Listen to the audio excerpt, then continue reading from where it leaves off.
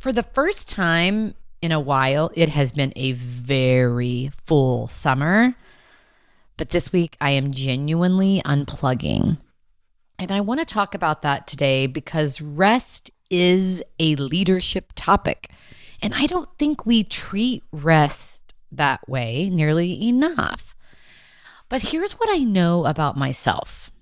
And I suspect you can relate to this as well. I'm not naturally good at stopping and resting. I'm an overachiever and I love the work I get to do. I find so much meaning in it. And the very things that make me effective as a leader, the drive, the passion, the commitment, those are the same things that make it hard to stop and put the work down and rest, even when I need to, even when my body is telling me that it's time. A few weeks ago, I daily dosed about running on empty, the pressure, the reaction, the urgency, the exhaustion cycle that so many leaders live in, and about how the body eventually stops you even if you won't stop yourself. Last summer, I ran at a very fast pace and ended up getting sick so much throughout the fall, and I promised myself that I'm going to learn from this. So I am being very intentional this summer about checking in with how I'm feeling and taking time for rest. And here's what I'm noticing as I slow down. There's a version of me that only shows up when I do that, when I'm not running. It is this quieter, much more grounded and more present version. The one who notices things that I wouldn't notice when I'm running so quickly. The one who slows down and enjoys her morning cup of tea instead of drinking it while answering emails. The one who has a thought that has nothing to do with work and just lets it be there without having to share it or do something with it. Oh gosh, I love this version of me.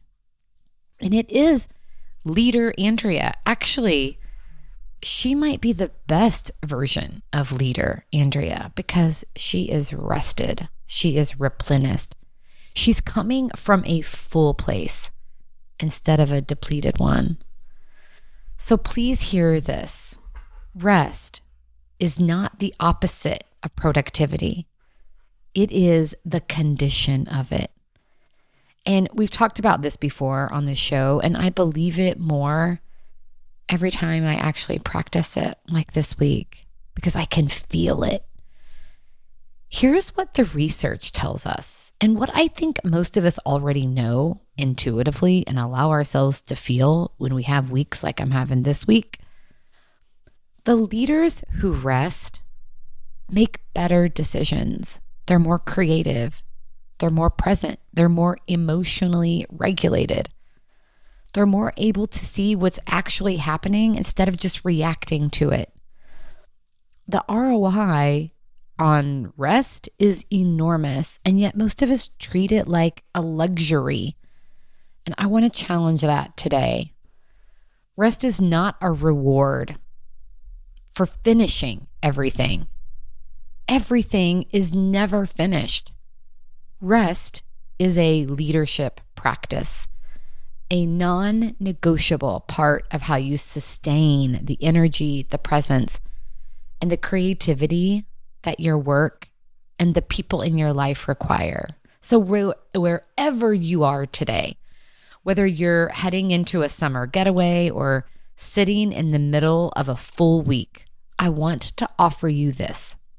You have permission to rest. Not eventually, not when everything is done, right now, in whatever form is available to you right now. A slower morning, a long walk, an afternoon where you close the laptop an hour early, a week where you actually stop and give yourself breaks, even if they're micro breaks in the midst of a busy time. Your leadership is only as sustainable as the person doing it. So take care of you. What a great way to take care of yourself and ultimately each other.